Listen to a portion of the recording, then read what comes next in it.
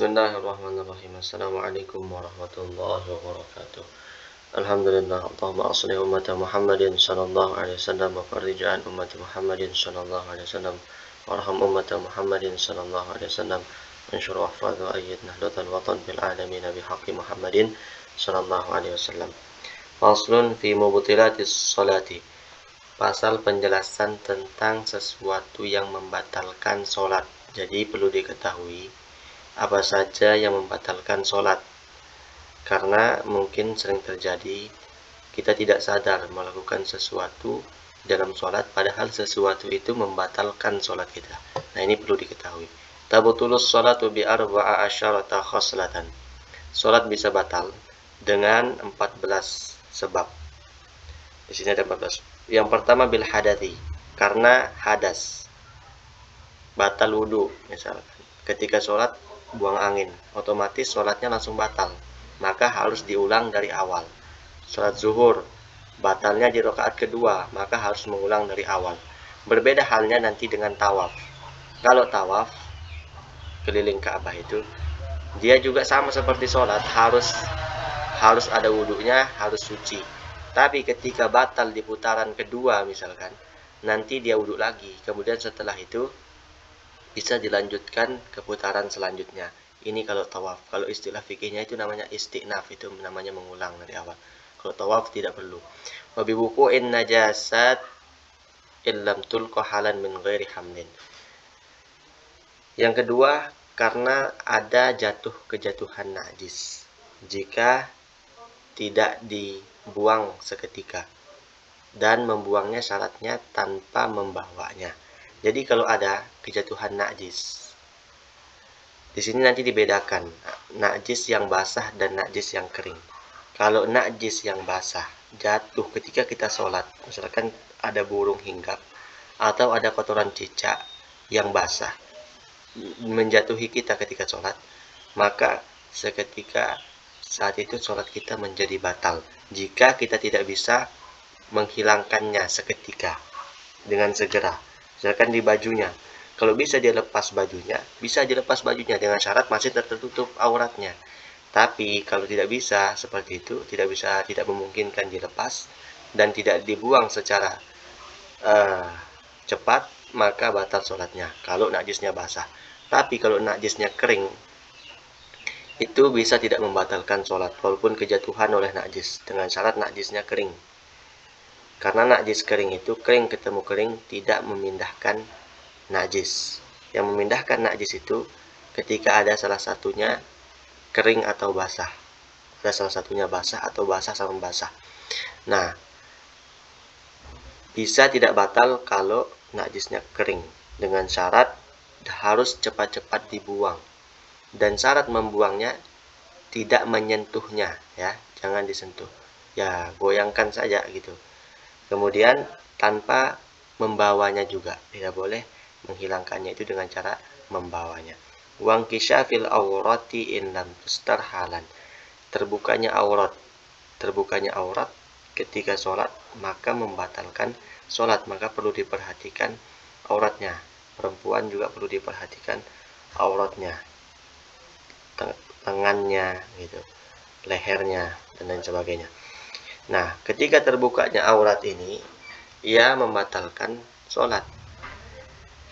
Tapi kalau terbukanya dengan sebab bukan dia sengaja, misalkan terkena angin, kemudian terbuka auratnya, itu bisa tidak batal sholatnya, dengan syarat harus langsung ditutup seketika itu. Langsung ditutup, tidak boleh lama-lama. Kalau dia biarkan dulu, walaupun kena angin, dia lama, maka itu membatalkan sholatnya. Jadi syaratnya harus segera ditutup kalau tidak disengaja. Wan nutqi bi harfaini au harfin mubhimin amdan.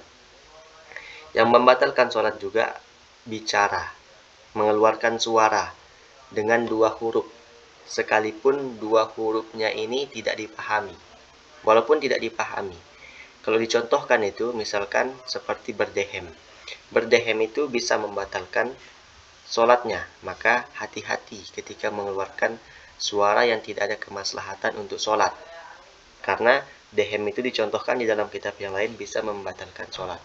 atau menangis. Menangis ketika mengeluarkan suara. Dua suara walaupun tidak dipahami itu batal sholatnya.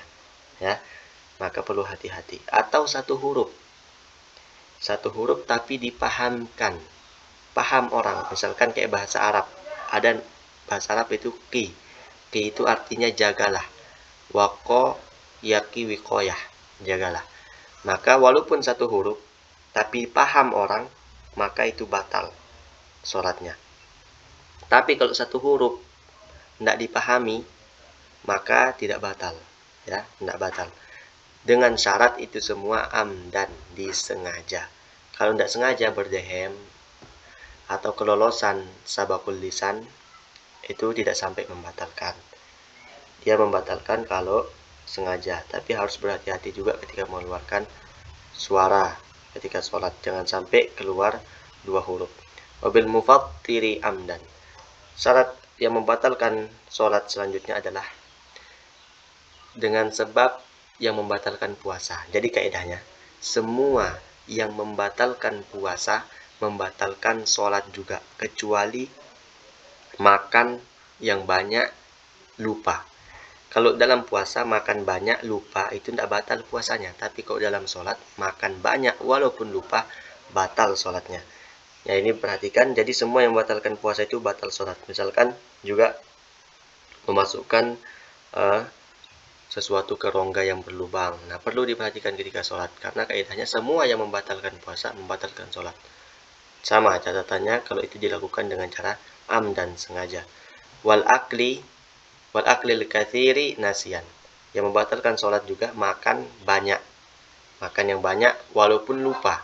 Walaupun lupa batal sholatnya. Tapi kalau makan sedikit dan lupa, makan sedikit lupa, tidak batal sholatnya. Misalkan tadi habis makan kacang, masih ada sisanya, dia lupa ketelan, tidak sengaja, tidak batal. Tapi kalau sengaja walaupun sedikit itu batal. Wasalasi harakatin mutawaliyatin walau sahwan. Nah, yang bisa membatalkan juga adalah bergerak 3 kali berturut-turut walaupun lupa. Jadi bergerak 3 kali ini dengan gerakan anggota yang besar. Anggota besar itu seperti kepala, lengan, tangan, kaki, badan, itu namanya anggota besar. Ketika anggota besar ini bergerak 3 kali berturut-turut, maka batal sholatnya. Misalkan ketika dia ingin menyempurnakan shaf di depan, melangkah langsung 3 kali tanpa jeda, maka batal. Beda halnya nanti kalau dia bergerak 3 kali tapi dijeda, ya. Kalau dijeda nggak apa-apa. Kalau dijeda melangkah misalkan 1 kali, 1 stop dulu, 2 stop dulu. Nah, seperti itu tidak apa-apa kalau begitu. Yang batal itu kalau berturut-turut. Ada juga anggota yang kecil. Kalau anggota kecil walaupun 1000 kali bergerak nggak apa-apa. Misalkan jari, itu anggota kecil, atau kedipan mata, atau telinga, itu anggota kecil. Maka kalau itu bergerak walaupun 1000 kali tidak membatalkan apa? Sholatnya. Wal wathbatil fahisyah waddarbatil mufritah. Yang membatalkan juga adalah lompat. Nah, lompat yang jelek.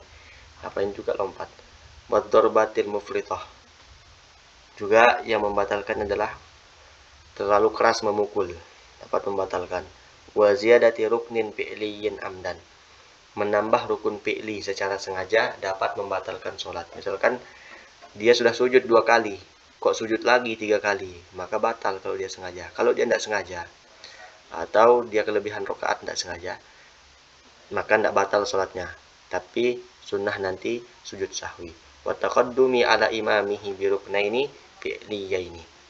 Mendahului imam dengan 2 rukun fi'li, maka batal sholatnya. Beda halnya kalau mendahulinya dengan rukun qauli.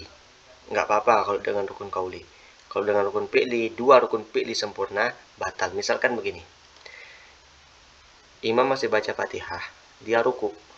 Imam masih baca Fatihah, dia i'tidal. Imam masih baca Fatihah, kemudian dia turun untuk sujud. Berarti dia sudah mendahului imam 2 rukun, baik rukun panjang maupun rukun pendek di sini. maka batal sholatnya.